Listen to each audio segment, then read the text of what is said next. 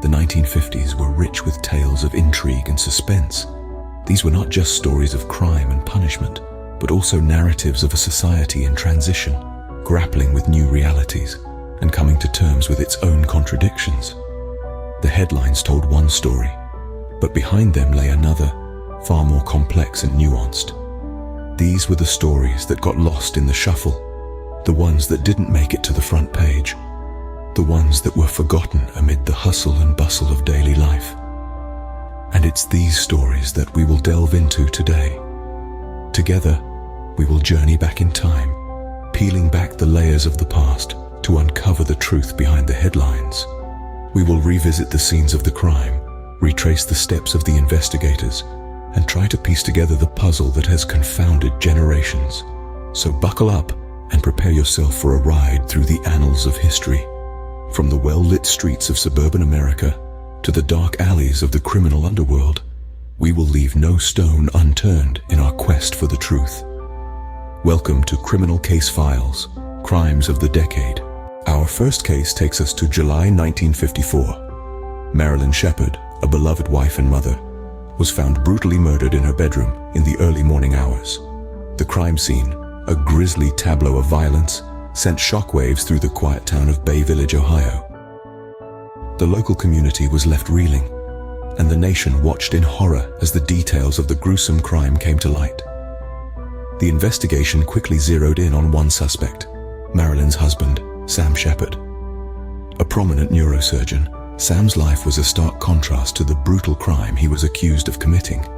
Despite his pleas of innocence and an alibi placing him asleep on the couch at the time of the murder, the circumstantial evidence seemed to point towards him. In a trial that captivated the nation, Sam was painted as a heartless killer by the prosecution. The media too played their part in shaping public opinion, with newspapers splashing headlines that declared Sam's guilt even before the jury had reached their verdict. The trial became a media circus, with the press dubbing it the trial of the century. The jury, perhaps swayed by the media's portrayal of Sam, found him guilty of second-degree murder. He was sentenced to life imprisonment. But was this the end of the story? Far from it. In the years that followed, questions were raised about the fairness of the trial. Was Sam truly guilty, or had he been the victim of a media witch hunt? Had the real killer escaped the grasp of the law, while an innocent man languished behind bars? The Sheppard case remains one of the most controversial in American history. It raised important questions about the influence of media on the justice system and the presumption of innocence. It also sparked a debate about the rights of defendants, leading to significant changes in the way trials are conducted. But the question still remains, was justice truly served, or did the real murderer escape the grasp of the law? 1954 also witnessed a landmark ruling. The Supreme Court declared racial segregation in schools as inherently unequal. Such was the verdict in the seminal case of Brown v. Board of Education. This was not just another court case. It was a battle for equality, a stand against the entrenched bigotry of the era. The case was brought forward by 13 parents, representing 20 children from the city of Topeka, Kansas. They challenged the separate but equal doctrine, a legal fiction promulgated in the infamous Plessy v. Ferguson case of 1896. This doctrine had justified racial segregation under the guise of providing equivalent facilities for black and white Americans. However, the truth was far from this. Schools for black children were consistently underfunded, undersupplied, and understaffed. The separate but equal doctrine was a mask, a veil that hid the harsh reality of institutionalized racism. In the face of this injustice, the parents of Topeka refused to back down. Their case was taken up by the National Association for the Advancement of Colored People, and their chief counsel, the indomitable Thurgood Marshall, argued it before the Supreme Court. In a unanimous verdict, the Supreme Court struck down the doctrine of separate but equal. Chief Justice Earl Warren wrote the court's opinion, stating, "In the field of public education, the doctrine of separate but equal has no place. Separate educational facilities are inherently unequal." This ruling was a watershed moment in the fight against racial segregation. It was a victory, but it was not the end.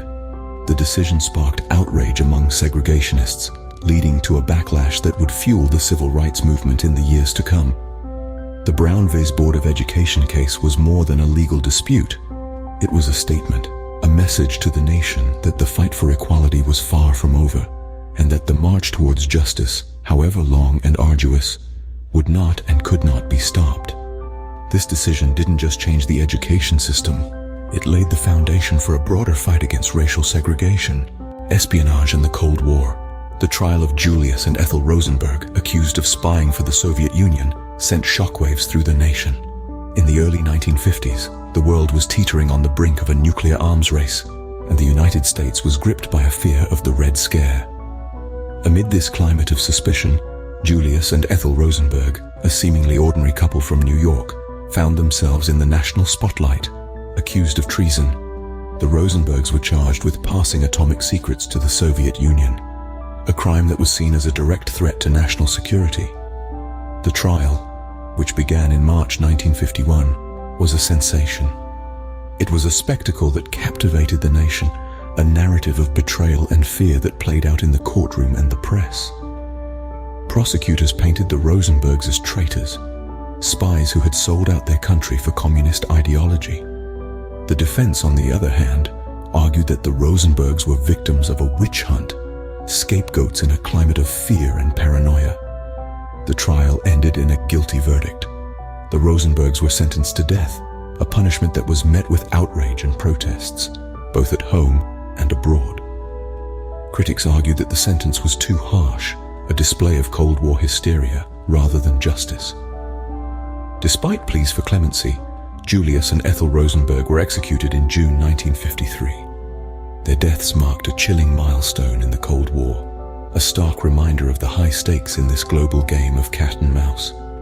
But the story didn't end there. Over the years, new evidence and testimonies have emerged, casting doubt on the Rosenbergs' guilt. Some argue that Ethel was innocent, a victim of guilt by association. Others claim that Julius was guilty, but that the information he passed on was not as significant as it was made out to be. Their conviction and subsequent execution remain subjects of debate, especially as new evidence emerges.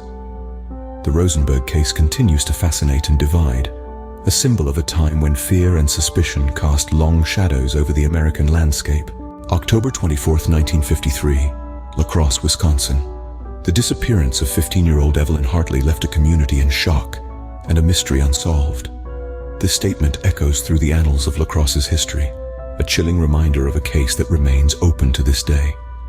On that fateful evening, Evelyn Hartley, an innocent teenager, was babysitting at the home of a local professor. When her father, unable to reach her on the phone, arrived at the house, he found it eerily silent. Evelyn was nowhere to be found. The only signs of a struggle were a pair of Evelyn's glasses, broken and discarded on the living room floor, and a bloody handprint on the house's exterior. The ensuing investigation was one of the largest in Wisconsin's history. Authorities questioned hundreds of suspects and administered countless lie detector tests, but the leads were scarce and the answers even scarcer. Despite the tireless efforts of the police, Evelyn's whereabouts remained a mystery. Over the years, several theories emerged about what might have happened to Evelyn. Some suggested she was the victim of a serial killer, while others believed she had been kidnapped and sold into human trafficking. But without concrete evidence, these theories remained just that. Theories, conjecture wrapped in the shroud of the unknown. As the years turned into decades, Evelyn's case grew colder, but it never slipped from the community's collective memory. Residents of La Crosse still whisper her name with a mixture of sorrow, bafflement, and a stubborn hope that one day the truth will come to light.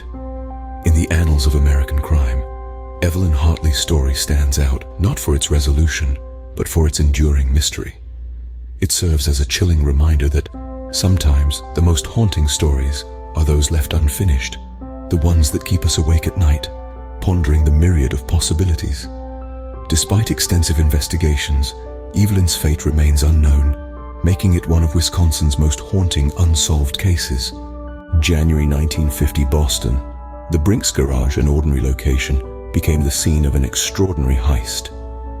A crime so audacious and meticulously planned that it would later be dubbed the crime of the century. The Brinks Garage Robbery wasn't just a simple snatch and grab. It was a masterclass in criminal planning and execution. The culprit spent 2 years studying the Brinks building, learning every nook and cranny, every shift change, and even the types of locks used on the doors. On the night of January 17th, 11 men, disguised in navy peacoats and chauffeurs' caps, slipped undetected into the garage.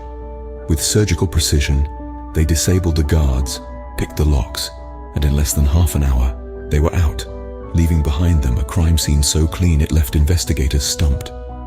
But the audacity of this crime didn't end there. The robbers made off with over $1.2 million in cash and checks.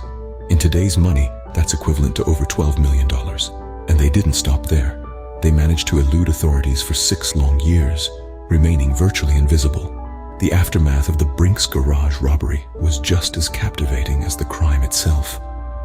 The investigation was one of the most extensive in Boston's history, involving hundreds of officers and spanning across multiple states. Yet for years, the criminals remained elusive, their identities hidden behind a veil of silence and loyalty. However, the perfect crime wasn't so perfect after all. The robbers' pact of silence eventually crumbled, leading to the arrest and conviction of all involved. But despite their capture, only a fraction of the stolen money was ever recovered, leaving a lingering mystery that continues to captivate to this day. The meticulous planning, the suspects, and the aftermath of this daring crime kept the nation on the edge of its seat. The Brinks Garage Robbery serves as a stark reminder that even in an era of prosperity and innovation, the allure of quick riches can lead men down a perilous path. The 1950s, a decade of change, challenges, and unforgettable crimes. This era, often shrouded in a nostalgic glow, was also a period of profound transformation.